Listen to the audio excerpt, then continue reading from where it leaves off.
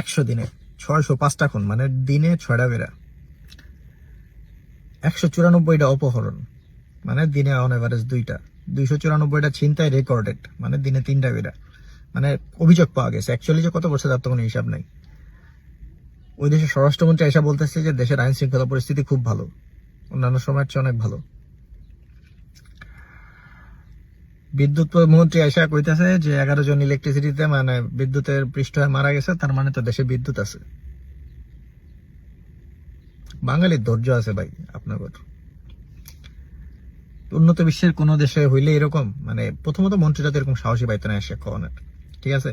যে ফিনল্যান্ডে 600 ইউরো ব্রেকফাস্টে এক্সট্রা খরচ করছিল, এই কারণে ব্যাকল্যাশ হয়ে প্রধানমন্ত্রী পদত্যাগ করতে হয়েছে।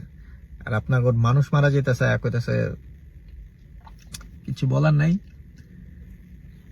কিচ্ছু বলার নাই আসলে কি কমো। ওরে বাইন্দা, খাম্বার লগে বাইন্দা ইলেকট্রিক শক দিলে ওই বুঝতো যে ইলেকট্রিক শটে মারা যাওয়াটা কতটা কষ্টের। যে 605 জনের খুন হয়েছে না, নিজের পরিবারের হইতো তাইলে বুঝতো।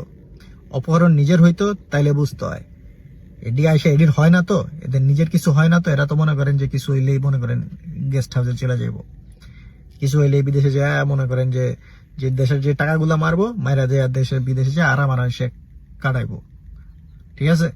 অগত্যার টেনশন নাই, এই টেনশন নাই, নিজেকে হইতো তাইলে বুঝতো। আর এই যে কথাগুলো বলতেছে না, আপনাদের টাকায় খাইয়া, আপনাদের ট্যাক্সের টাকায় চলে, আপনাদের টাকা মাইরা সংসদে বসে এই সমস্ত কথাবার্তা বলতেছে, এবং আপনারা সেগুলো আবার নিতেছেন। এই নেওয়ার ক্ষমতার কারণেই আজকে আপনাদের এই অবস্থা। এই 600 টাকা ব্রেকফাস্ট অতিরিক্ত খরচ করার কারণে প্রধানমন্ত্রী পদত্যাগ করতে হইতো, তাইলে ওরা বুঝতো। আপনারা যেভাবে সহ্য করেন এইভাবে ওরা জীবনেও বুঝবে না।